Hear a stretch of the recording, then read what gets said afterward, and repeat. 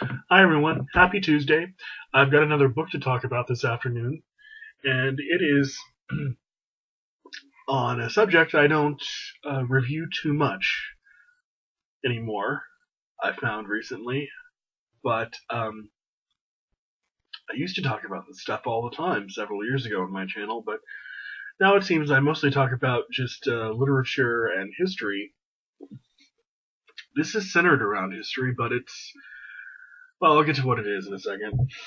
It's called Responsibility and Judgment.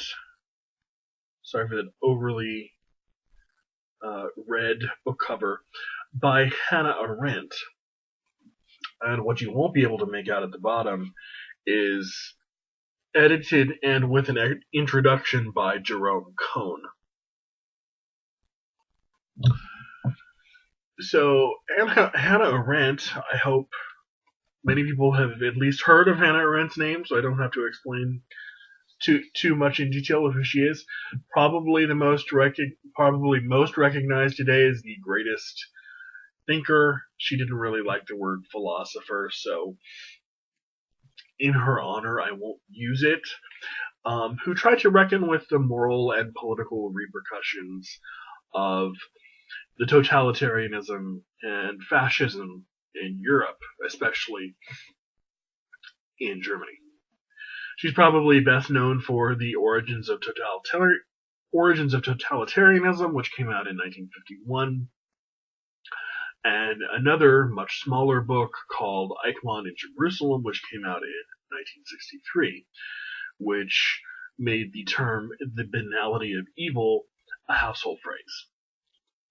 Responsibility and Judgment is a collection of her shorter occasional pieces, speeches, intended lectures, articles, essays, things like that, that orbit around these two dimensions of moral practice, that is, responsibility and judgment. For those who might be new to Arendt's sometimes vertigo-inducing forays into etymological origins, when she's attempting to mine the meanings of words, she was, after all, the most famous student of Martin Heidegger working in the United States in the mid-20th century. These pieces offer a welcome reprieve and an entree into her body of thought. They're typically full of her moral seriousness, which you find in all of her work.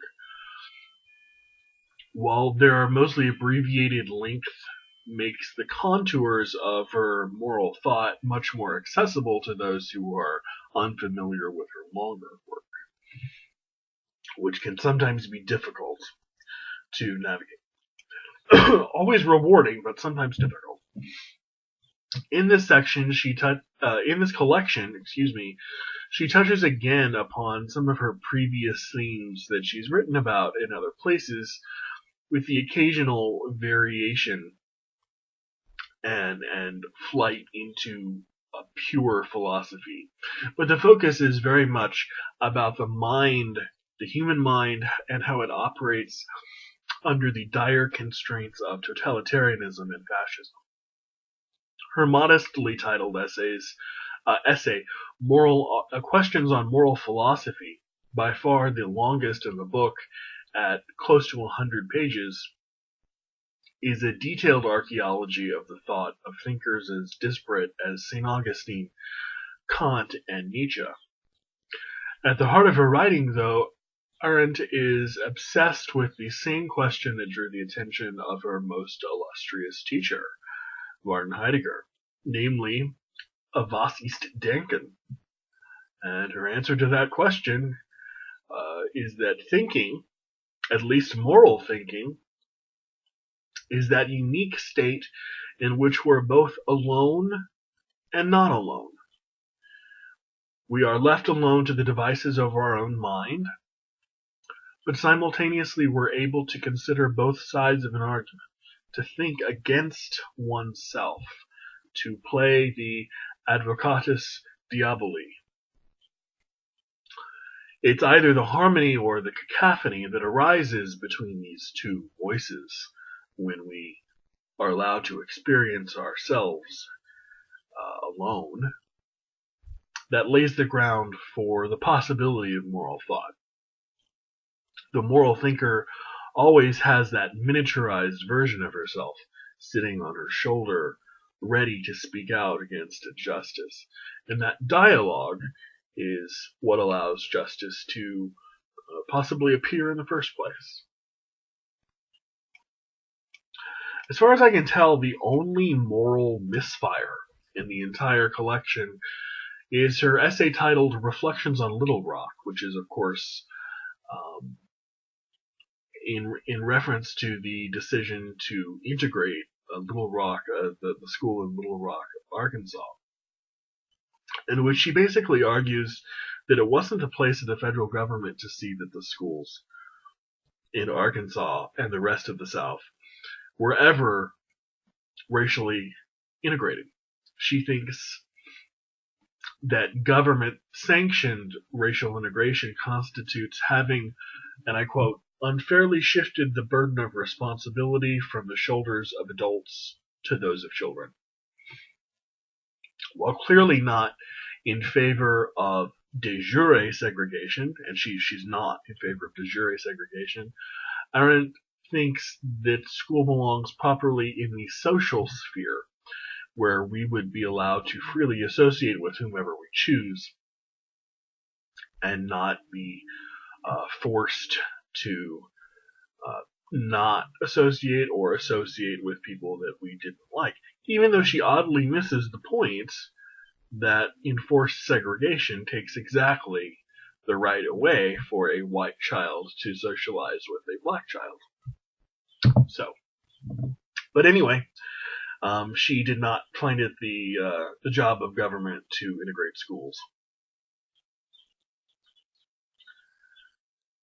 To read Arendt carefully today is to constantly be reminded of the seriousness of her work and of her task and her unquestioned ability to look abstract moral questions directly in the eye without even the slightest bit of evasion.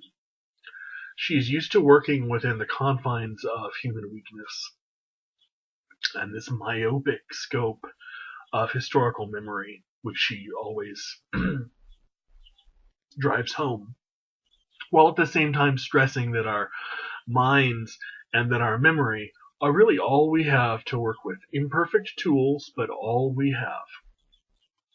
She's clearly a thinker with blind spots, as I tried to illustrate with the Reflections on Little Rock essay, but Arendt has no need to entertain her reader with shibboleths about the vast, unlimited human power to solve moral problems. She doesn't think we have any such power. She's accustomed to the careful, continental, in the continental philosophical sense, of fumbling about in this sort of post-lapsarian darkness that is the human condition. The title of still another book of hers, by the way, which deserves visiting or revisiting. And she still manages to unearth truths that are both, I think, uncanny and endlessly relevant. If anyone's ever read Hannah Arendt or has any interest in her, these books are put out by Schocken Press. I would hold it up. So Schocken. They have a series of publications that have been curated by an editor with a written introduction. This is just one of them. There's another 2 or 3, I think. One has a yellow cover, another one has a green cover. But this is just one of them. And they're sort of organized thematically by whatever topic she's discussing. These, of course, happen to be on the topics of responsibility and judgment, which are, like I said, 2 central themes of what she really was trying to say with her work. If you've ever read her, are interested by her, or exasperated by her, let me know what you think in the comment section. I always look forward to reading them, and I always get back to you if I have something substantive to say.